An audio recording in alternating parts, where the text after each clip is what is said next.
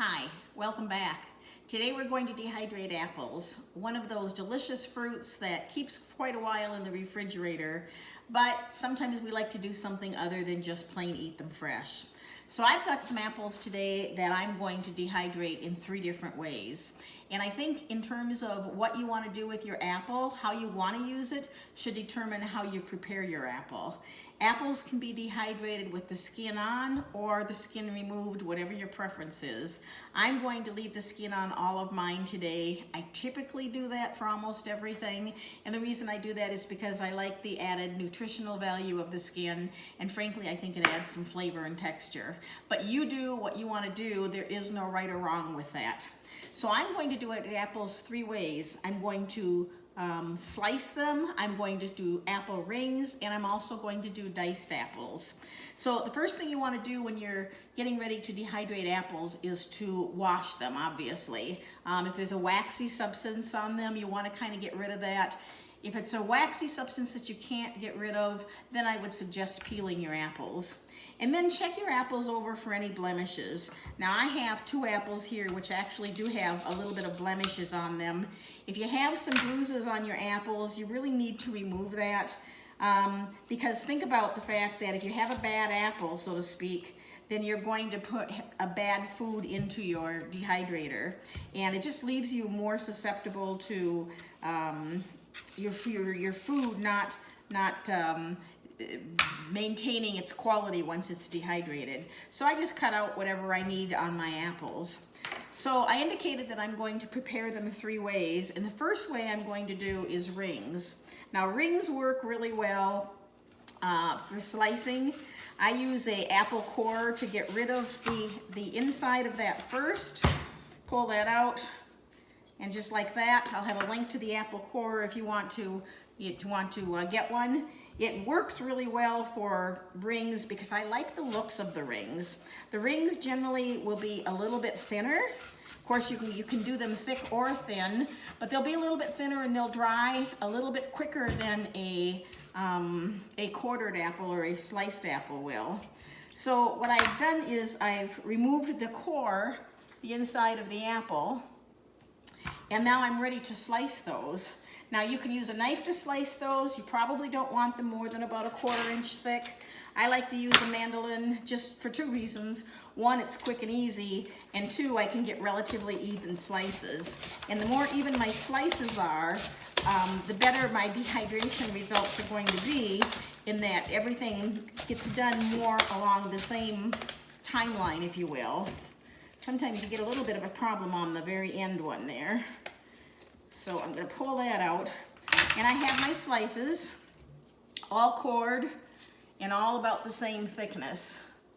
So I'm just going to lay them on my tray. Now some people will put them in lemon water. That keeps them from browning a little bit.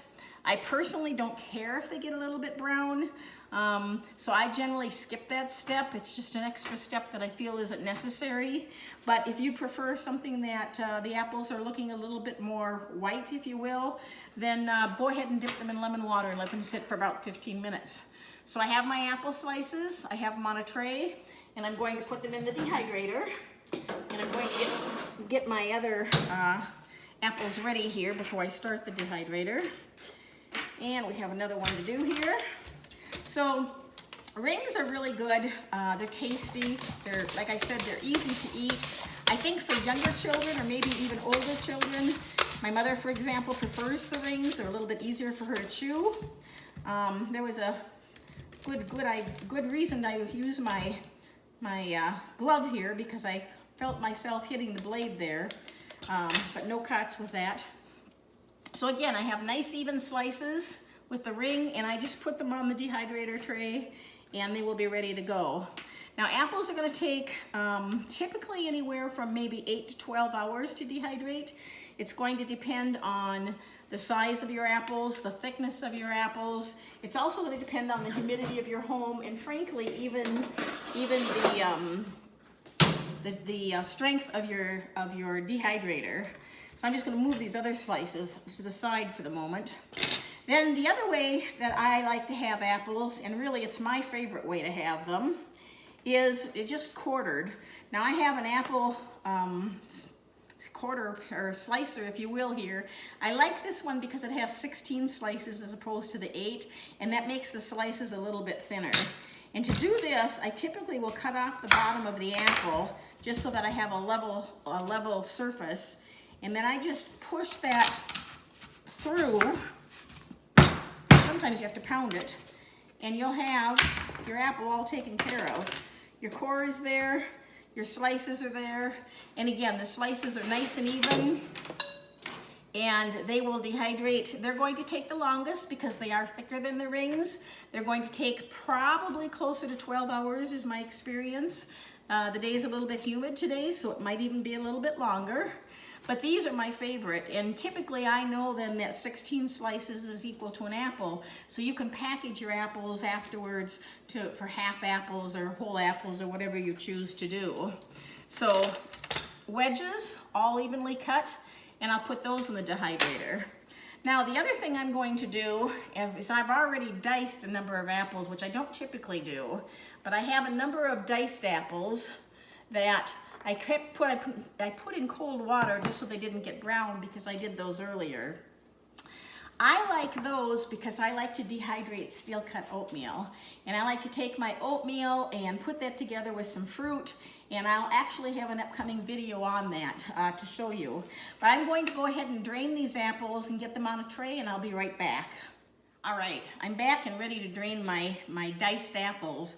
Now diced apples, like I said, I don't typically do those. But they're really good for things like oatmeal or muffins or cakes. Again, think about how you're going to use your dehydrated apples, and that will guide you as to how you should prepare them. So again, I had them in water primarily because I was going to be demonstrating the other stuff, and I didn't want these to turn brown in the meantime. So I just drain them. There's no reason, no worry about drying them off at all because the dehydrator will take care of that. So what I do is I take my tray and I have a screen vented insert, so to speak, that will go right on the top of that because these pieces will get quite small. And I just put them on top and spread them out. And what you want to do is basically spread them out so that you have a single layer. You don't need to have worry about the individual pieces not touching at all. They're going to shrink quite a bit. But by spreading them out and making sure that they're in a single layer, they'll dehydrate much more evenly. And probably in a couple of hours, I'll just kind of move these around a little bit. Now these small apples, I expect will dry in 3 to 4 hours, maybe 5 hours, but they're done. So I have the diced apples ready to go. So I'm going to put those in the dehydrator along with the slices. And basically with fruit in general, you want to dehydrate that at 125 degrees. And the goal is until they're done. There is no magic number that says it's going to be 5 hours or 7 hours or 4 hours. It's going to depend on the humidity in your home. It's going to depend on the strength of your dehydrator. It's going to depend on your individual pieces of fruit, how thick they are, how thin they are, how juicy they are. All of those are variables. How do I know when apples are done? Apples will be leathery and slightly pliable. You can actually dry them until crispy if you want, and I tend to like them right in between. And then I'm going to show you once they're dry what they look like and also how I store them. What's really important, especially for fruit, is when you're done dehydrating them, you want to make sure that you condition them. And conditioning is just the process of taking your vegetables or your fruit, putting it into a moisture-proof container, I like to use jars, and leaving it there for 4 to 7 days, turning it or shaking it once a day. And what that does for you is, number one, you want to make sure that there's no indication of moisture on the jars. If there is, you know your vegetable, your fruit in this case, isn't dry enough, and you'll want to put it back on the dehydrator. You also want to make sure that the pieces aren't sticking together. If they're sticking together, again, they're not dry enough, put them back in the dehydrator. Conditioning and drying thoroughly are really important for long-term storage. But apples, once they are dehydrated and conditioned and stored properly, will easily store for a year. So I'm going to get my dehydrator started.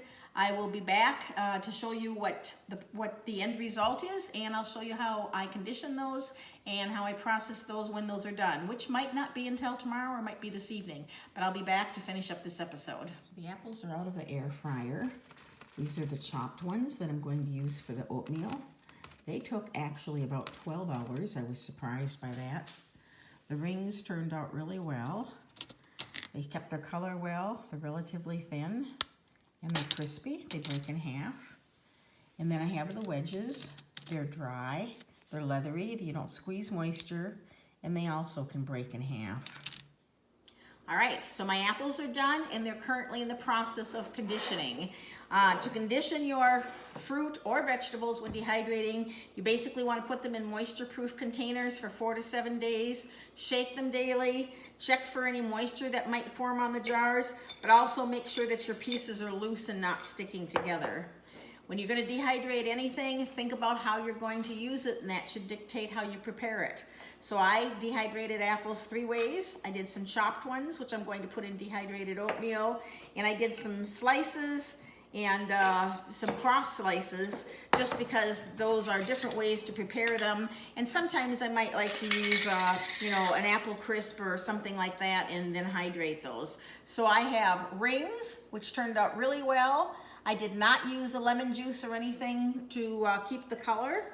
A lot of people will do that, and if you prefer to do that, you just want to basically soak your apples in water with some lemon juice, a couple tablespoons for maybe 4 cups of water. I also have the wedges. Sometimes with the wedges, I will actually cut those apart and use them, but they're great snacking just the way they are. Your apples are done when they feel leathery. You squeeze them, you're not going to have any indication of moisture. They might have just a little bit of give in them, be just a little bit flexible, but they will snap. And that's when you know that they're done. They're a delicious snack. You can dehydrate those with cinnamon, sprinkled with cinnamon on them. I don't advise sprinkling them with sugar simply because the sugar can interfere with the dehydration process. So apples, healthy snack, really easy to do, 135 degrees until they're done. The rings actually took the least amount of time.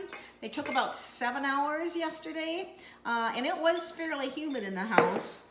These I thought were going to be the shortest, and these I don't even know when they finished. I started the apples at about 11 o'clock yesterday morning. Went to bed at about 10:30, and these were not quite done, and these weren't even close to done. So they finished sometime during the evening. Can you over dry fruit? Technically you can, but from a practical standpoint, that's unlikely. When you take your fruit out to test it, make sure that you let it cool to room temperature. That's really important because it will feel soft oftentimes when you take it out of the dehydrator. Let it cool to room temperature, and that's when you want to test it for doneness. You want to make sure that it's crispy, will be a little bit pliable, feeling leather-like. So apples, 135 degrees until they're done, until they're dry. Great snack. Store them long-term after conditioning in moisture-proof containers. Jars work well. If you do use jars for conditioning or long-term storage, look for a cover that has this rubber gasket on it. That's a good indication that you probably are going to have something that's moisture-proof. Spaghetti jars, for example, jam jars will come with those containers. They're really good for long-term storage. Mylar bags is another great option. You can store them in plastic bags like a Ziploc bag, but that's probably more for short-term, simply because over time those bags really are not entirely moisture and oxygen proof. So apples, enjoy them. If you learned anything from this video, I sure would appreciate your giving it a thumbs up. Subscribe to the channel. We've got lots more things coming in the coming months. So thanks for watching, and happy dehydrating.